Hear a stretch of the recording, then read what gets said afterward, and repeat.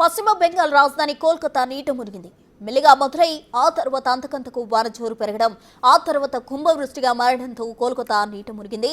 3 గంటల వ్యవధిలో 18 సెంటీమీటర్ల కంటే ఎక్కువ వర్షం కురిసింది కోల్కతాలో. దీంతో కోల్కతా జల దిగ్బంధంలో చిక్కుకుంది. ఏకంగా మెట్రో సేవలు నిలిపివేశారు. రైలు ఇప్పుడు కోల్కతా మీదుగా ప్రయాణం చేసే పరిస్థితే లేదు.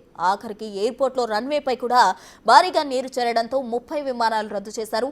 భారీ వర్షాల కారణంగా ఇప్పటివరకు 9 మంది మృతి చెందారు. ఇందులో విద్యుత్ షాక్తో 3 వరదల్లో కొట్టుకుపోయి 6 చనిపోయారు.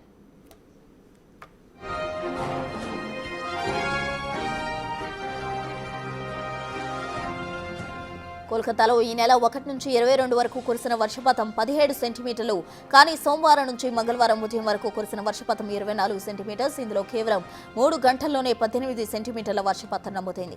దీన్ని బట్టి అర్థం చేసుకోవచ్చు వర్షం ఏ స్థాయిలో కురిసిందో.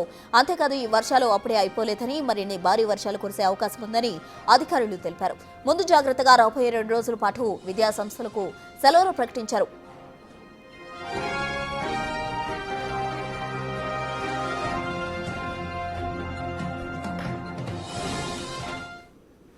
ఈశాన్య బంగాళాఖాతంలో ఏర్పడిన వాయుగుండమే ఇప్పుడు ఈ భారీ వర్షాలకు కారణమని అధికారులు తెలిపారు. ప్రస్తుతం ఈ వాయుగుండం ఆంధ్ర, ఒడిశా వైపు కదులుతోంది. మరో 24 గంటల పాటు భారీ వర్షాలు కురుస్తాయన్నారు.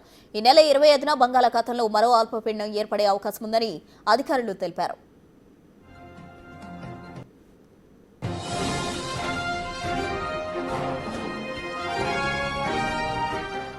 ఈ భారీ వర్షం కారణంగా అనేక కాలనీల్లో ఇళ్లు నీట మునిగాయి.